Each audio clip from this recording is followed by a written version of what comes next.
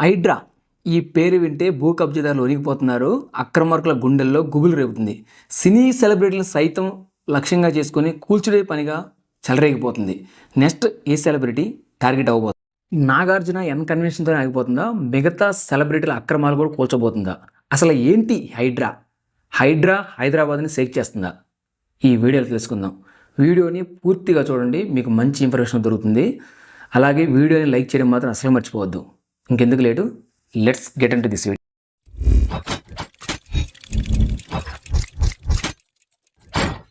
హైడ్రా అంటే Hyderabad disaster response and assets monitoring and protection agency. దీన్నే హైడ్రా అంటారు. ఇది జూలై నెలలో ప్రారంభించారు. ఇంతకుముందు జిహెచ్ఎంసీ పరిధిలో ఉన్న ఈడబ్ల్యూ అండ్ డిఎం ఏదైతే ఉందో ఎన్ఫోర్స్మెంట్ విజిలెన్స్ అండ్ డిజాస్టర్ మేనేజ్మెంట్ని హైడ్రాగా పేరు మార్చారు. దీనికి ఐజీ రేంజ్ ఆఫీసర్ రంగనాథ్ని కమిషనర్గా నియమించారు. హైడ్రా యొక్క ముఖ్య ఉద్దేశం ఏంటంటే గ్రేటర్ హైదరాబాద్ పరిధిలో ఉన్న గవర్నమెంట్ భూములు, అలాగే చెరువులు, అలాగే నాలాలు భూ కబ్జాకి గురవకుండా, అక్రమార్కుల కబ్జాకి గురవకుండా కాపాడడమే ఈ హైడ్రా యొక్క ముఖ్య ఉద్దేశం. ఈ హైడ్రా 2100 చదరపు కిలోమీటర్ పరిధిలో ఉన్న అన్ని ప్రభుత్వ భూముల్ని, చెరువుల్ని, నాలాలని పరిరక్షిస్తుంది. అంటే ఓఆర్ఆర్కి సంబంధించి దానికి వెలుపల ఉన్న, దాని లోపల ఉన్న అన్ని భూముల్ని ఈ హైడ్రా పరిధిలో తీసుకొచ్చారు. ఇప్పుడు ఈ హైడ్రా ఆ భూముల్ని పరిరక్షించడమే ధ్యేయంగా పనిచేస్తుంది. హైదరాబాద్లో అక్రమ నిర్మాణాలు ఎక్కడ చూసినా కనిపిస్తాయి.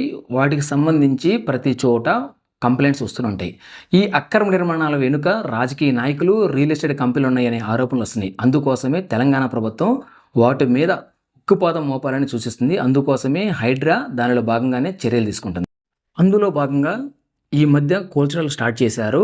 అందులోనూ సినీ యాక్టర్ నాగార్జున, నల్లా ప్రీతం రెడ్డి చెందిన ఎన్ కన్వెన్షన్ కూల్చివేతతో ఒక్కసారిగా హైడ్రా పేరు మోతమోగిపోయింది. ఓవర్ నైట్లోనే ఎక్కడ లేని క్రేజ్ సంపాదించింది. ఇప్పుడు ఇదే ట్రెండింగ్ టాపిక్ అయింది.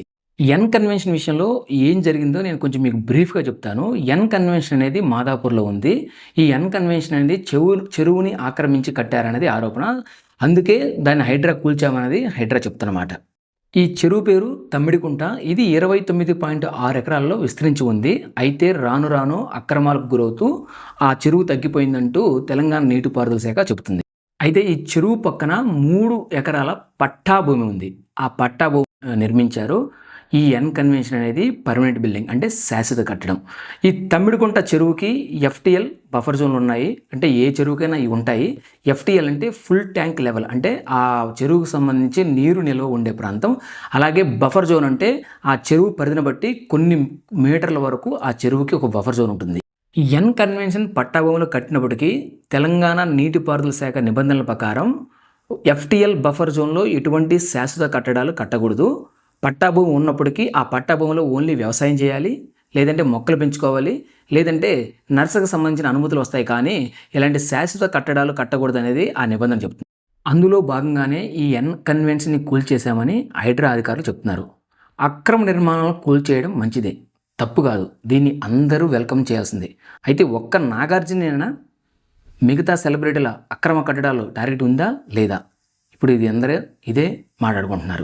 ఎందుకంటే నాగార్జున బీఆర్ఎస్కి సపోర్ట్గా ఉన్నాడు కాబట్టే ఈ ఎన్ కన్వెన్షన్ని కూల్చారు. లేకపోతే టచ్ కూడా చేయరంటూ చాలామంది కామెంట్స్ చేస్తున్నారు.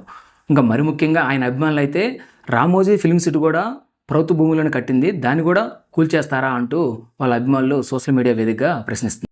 రేవంత్ రెడ్డి ప్రభుత్వం టీడీపీకి సపోర్ట్గా ఉండే చాలామంది సెలబ్రిటీలు అక్రమ కట్టడాలు కట్టారు. వాటిని కూడా కూల్చే దమ్ముందంటూ కూడా కొంతమంది కామెంట్స్ చేస్తున్నారు. అలాగే ఎన్టీఆర్ ట్రస్ట్ భవన్ నిర్మించిన ఏదైతే ఎన్టీఆర్ కాలేజ్ గండిపేట చెరువులు నిర్మించారో దాన్ని కూడా కూలుస్తారా అంటూ కూడా కొంతమంది హైడ్రా మీద కామెంట్స్ చేస్తున్నారు. వాళ్ళందరి అక్రమ కట్టడాలు కూల్చి వాళ్ళ లెక్కలు చరిసేసి తెలంగాణ ప్రభుత్వం అందరికీ సమానం అని చెబుతుందా, లేకపోతే కొందరికే అని చెబుతుందా అని మాత్రం వేచి చూడాలి.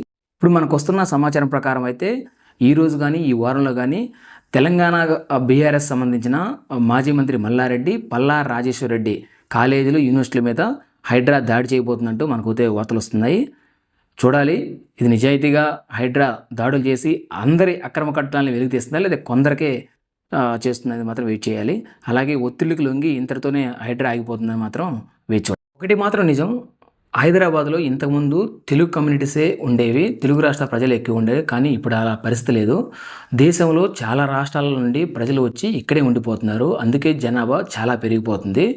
అందుకు అనుగుణంగా చాలా రియల్ ఎస్టేట్ కంపెనీలు ఎక్కడ ప్లేస్ కనిపిస్తే అక్కడ కబ్జా చేసి ఇల్లులు నిర్మించి ఇలా వచ్చిన వాళ్ళందరికీ అమ్మేస్తున్నారు. దాంట్లో చెరువులు, కుంటలు, గవర్నమెంట్ భూములు, నాలాలతో సహా మొత్తం కబ్జాలే.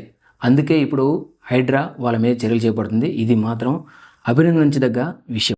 ఒక్క సామాన్యులనే కాదు, సెలబ్రిటీలు, రాజకీయ నాయకులు, ఇండస్ట్రియలిస్టులు కబ్జా చేసి ఆక్రమించిన కట్టడాలన్నీ కూలగొట్టి చేస్తేనే అప్పుడే మన హైదరాబాదు బాగుంటుంది.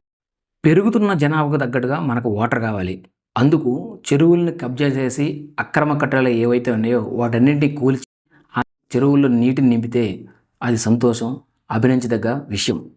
ఎందుకంటే మనకు తెలుసు చెన్నై లాంటి సిటీస్ ఎంత వాటర్ క్రైసిస్ని అనుభవిస్తుందో మనకు తెలుసు. అలాంటి క్రైసిస్ మన హైదరాబాద్లో రాకుండా ఉండాలంటే ఇలాంటి చెరువుల్లో నీటిని నింపాల్సిన అవసరం ఉంది.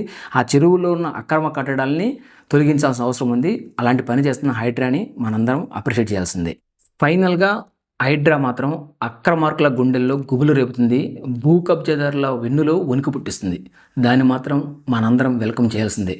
ఇదే విధంగా హైడ్రా ఎవరికి తలగకుండా అన్ని కబ్జాలని, అన్ని ఆక్రమణని వేరువేసి హైదరాబాద్ని క్లీన్ హైదరాబాద్గా మారిస్తే మాత్రం మనందరం అప్రిషియేట్ చేయాల్సిందే. చూసారు కదా ఈ వీడియోని.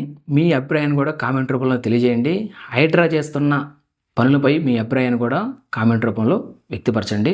అలాగే మీరు కానీ మా ఛానల్ ఫస్ట్ టైం చూస్తున్నట్లయితే Mr.R Connects అనే యూట్యూబ్ ఛానల్ లైక్ చేయండి, షేర్ చేయండి, సబ్స్క్రైబ్ చేయండి. అలాగే పక్కనున్న బెల్ బటన్ క్లిక్ చేసి మా నోటిఫికేషన్ పొందండి. ఇంట్రెస్టింగ్ వీడియోతో మళ్ళీ కలుద్దాం.